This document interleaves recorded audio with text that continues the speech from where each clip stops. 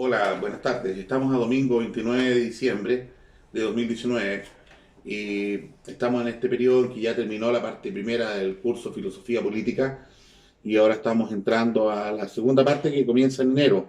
Entonces, durante todo este tiempo, es como un periodo refractario, estamos tocando distintos temas, distintos videos sobre elementos de interés para la gente que le gusta la cultura y las humanidades o la intelectualidad.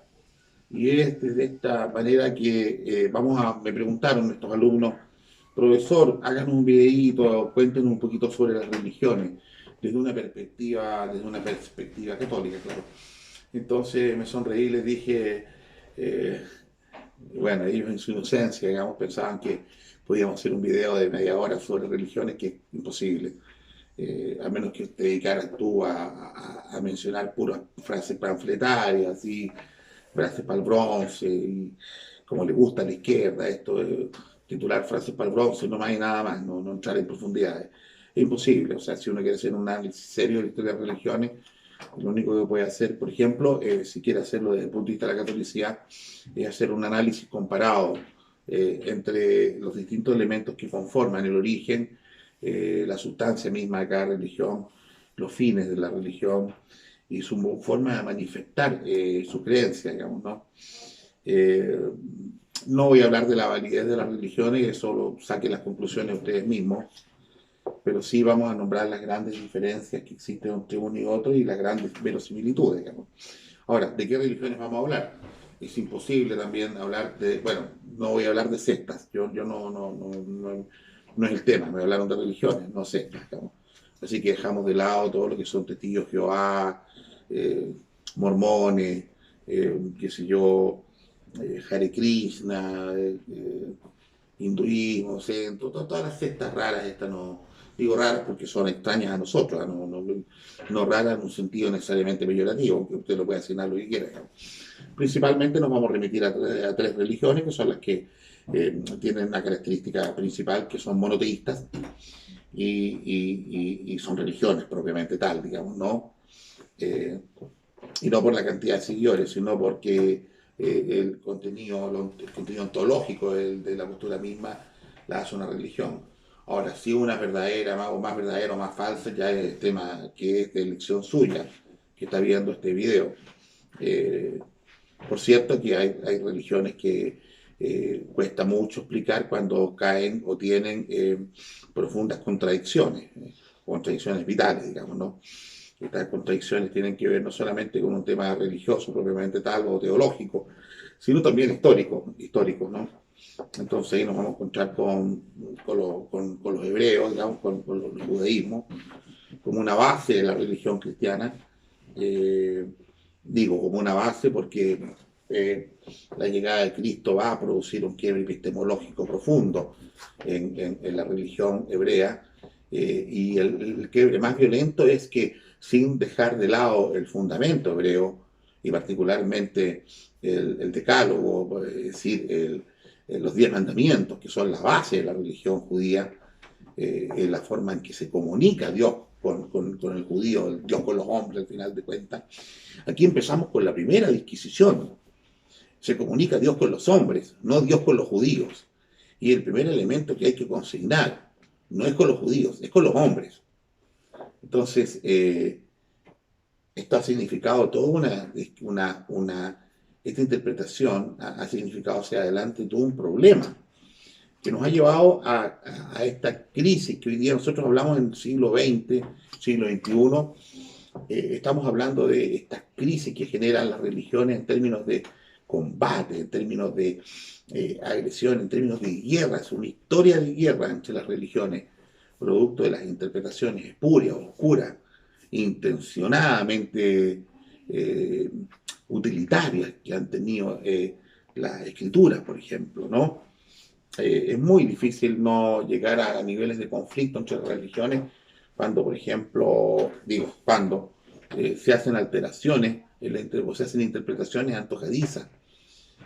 Cuando por un lado tiene usted, por ejemplo, la Torá, que es la historia también del Génesis con el Cábala, pero por otro lado tiene el Talmud, que es una religión de carácter oral, de transmisión oral, y a la cual se le van sumando en este libro lo talmúdico una serie de elementos que son propuestas de distintos leví, distintos sacerdotes, distintos hombres judíos que van sumando a elementos que al final lo llevan a hacer una cosa bastante extraña y bastante reñida con el principio del Dios, del mismo Dios que está en los evangelios, digamos, ¿no? Entonces, eso nos ha significado entrar en conflicto entre la religión judía y la religión cristiana, toda vez que la religión cristiana tiene un origen judeo-cristiano, sin inicio judeo-cristiano. Cristo es un judío, la Virgen María es una judía. Entonces, lo que podemos hacer, este es un video introductorio solamente, como para que vayamos viendo la validez y no validez de las religiones.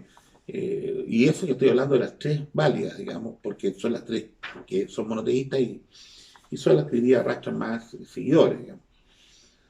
Por otro lado tenemos los musulmanes, que los musulmanes por allí, alguien, no sé si en una broma de 28 de diciembre de algún año, dijo que los musulmanes era una religión creada por el judaísmo para justamente vetar, bloquear y combatir a la Iglesia Católica de una manera bastante inteligente, no más altamente conspirativo, pero también bastante inteligente, digamos.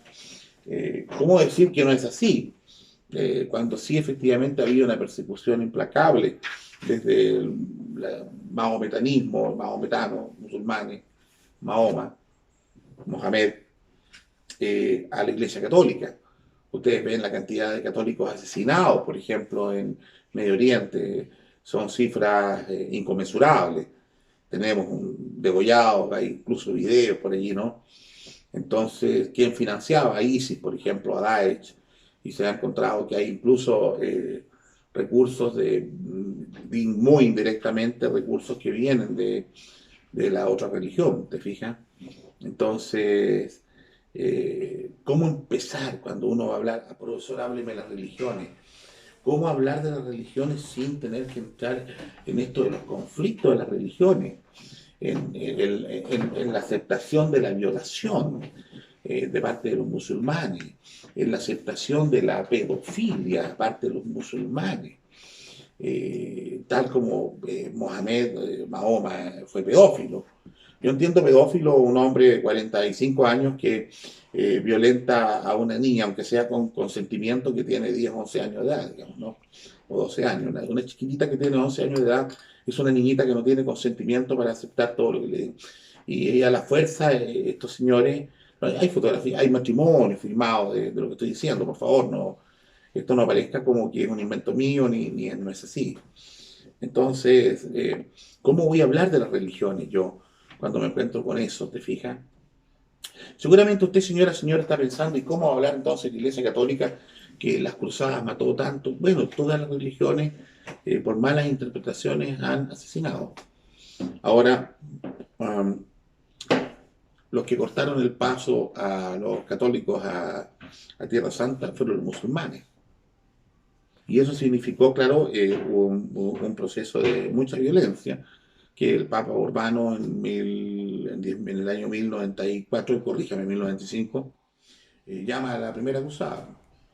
Y llama a la primera cruzada y la catolicidad se pone toda de acuerdo y va a defender este paso a Tierra Santa. Por ejemplo, se entiende y se estableció, digamos, como parte de la tradición católica, que una persona en su vida tenía que hacer peregrinaciones, que es una forma de hacer como buscar a renacer el hombre nuevo. Es un poquito como el ave fénix, como destruir el pecado mismo, tal vez si tú quieres destruir al hombre viejo. Y este hombre viejo con una peregrinación larga, con mucho sacrificio, tiene como un reencontrarse consigo mismo, una especie de vía crucis que la persona hace. Y eso se hacía, por ejemplo, en el Camino de Santiago. que el verdadero Camino de Santiago, el largo, que es el que realmente dura 3 meses y va a generar en la persona un cambio profundo. El camino que va entre Chartres y Santiago de Compostela. La persona parte caminando en Chartres, donde está la iglesia gótica más hermosa que tiene Europa y la obra más perfecta desde el punto de vista de la obra de la factura humana hecha por el hombre, hecha por el hombre en sí mismo, así sin maquinaria, sin grandes tecnologías. Estamos hablando de la obra más perfecta hecha por el hombre. Hasta ahora es considerado Chartres, según cualquier arquitecto serio que conozca la obra gótica y la obra románica y la historia de la arquitectura.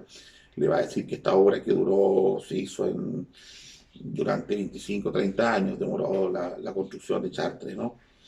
Es una obra que podríamos hacer un video un año explicándole las maravillas que tiene esta, esta iglesia espectacular desde el punto de vista no solamente de su estética, sino también de su contenido teológico y también de su contenido un poquito más arcano, que tiene que ver con numerología y otras cosas más. Entonces te parte en Chartres, en Francia, y va a caminar entrando a España, y va a caminar por toda la costa cantábrica, después va a bajar un poco a, al País Vasco, ¿cierto? Va a entrar hacia Santiago de Compostela, son 3 meses, 3 meses de caminar y caminar y caminar, ir alojándose en distintas posadas y encontrarse con otros caminantes. Y de pronto usted no se da ni cuenta cuando en las noches va alojando en los mismos hostales que las otras personas y de pronto ve que ellos rezan y usted se suma a rezar. Usted puede incluso no creer. Le pasó al periodista Nat Geo que hizo este camino, bueno, dijo, vamos a hacer el camino de Santiago de Compostela, un norteamericano, y hizo el camino corto, él sí, partió por ahí por Navarra, no sé donde parte haciendo el camino, y se demora como un mes caminando hasta llegar a Santiago de Compostela, y fue tanta la observación, la fijación, fue tanto el vivenciar profundamente este camino a Santiago, que cuando este periodista llega a Santiago de Compostela mismo y ve la catedral, él mira hacia arriba, que aquí impresionado, que impresionado porque detrás está un mes de camino, en el fondo un mes de preparación, en el fondo es un mes de velar las armas, así como el guerrero vela las armas para combatir al día siguiente, la persona va velando las armas durante un mes para enfrentarse al altar, mirar al Santísimo y reconocer el poder infinito de Dios. Y a este periodista le pasó algo muy espectacular, muy especial. Él dice llanamente entró a la nave ahí del templo y mira efectivamente al altar y cae de rodillas, ¿no? Y se pone a llorar. Lo cuenta el camarógrafo. Se pone a llorar muy amargamente por un lado y desarmado, absolutamente desarmado de sí mismo. ¿De qué? Desarmado de ese hombre norteamericano que vivía del hedonismo, del goce, vivía un poco un poquito de la farándula, un poquito de la vacuidad, de lo fútil, de lo vacío, ¿no? Del hedonismo profundo que tiene a Occidente hoy día capturado. Y este señor cae de rodillas y llora y llora. Y después de una hora, el tipo se levanta absolutamente convertido a Dios.